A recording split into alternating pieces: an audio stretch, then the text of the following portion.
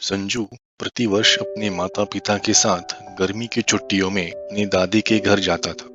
2-3 हफ्ते वहां रहकर वे उनके घर वापस लौट आते थे। ये सिलसिला प्रतिवर्ष चलता रहा। धीरे धीरे संजू बड़ा हो गया। एक दिन उसने अपने माता पिता से कहा, अब मैं 14 साल का हो चुका हूँ और अकेले भी दादी के घर जा सकता हूँ, इसलिए आप लोग मुझे अकेले ही दादी के घर जाने दे। माता पिता पहले तो राजी नहीं हुए, परंतु संजू जिद पर अड़ा रहा, तो उसको सारी सावधानी समझाते हुए माता पिता ने अनुमति दे दी।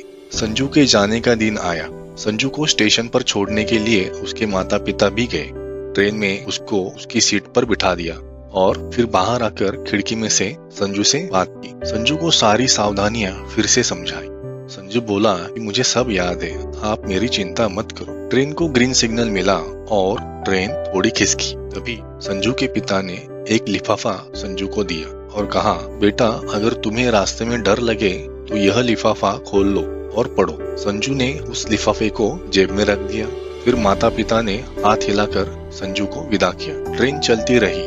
हर स्टेशन पर लोग आते रहे, पुराने लोग उतरते रहे। सबके साथ कोई न कोई था। थोड़ी देर बाद संजू को अकेलापन लगने लगा। ट्रेन में अगले स्टेशन पर एक आदमी चढ़ गया। उसका चेहरा काफी भयानक था। संजू पहली बार बिना माता पिता के, बिना किसी सहयोगी के इतना लंबा सफर कर रहा था। उसने अपनी आंखें बंद करके सोने का प्रयास किया, परंतु बार बार उसे उसी आदमी का चेहरा आंखों के सामने दिखाई दिया। अब संजू को थोड़ा डर लगने लगा। उसको उसके पिता ने दी हुई चिट्ठी याद आई। उसने जेब में हाथ डाला और वो पत्र निकाला और पढ़ने लगा।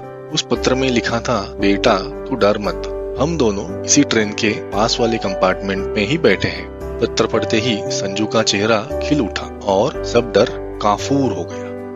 मित्रों, हमारा जीवन भी ऐसा ही है। जब भगवान ने हमको इस दुनिया में भेजा है, उस समय उन्होंने हमको एक पत्र दिया है जिसमें लिखा है, उदास मत होना, डरना मत, मैं हर पल हर क्षण हर जगह तुम्हारे साथ हूँ।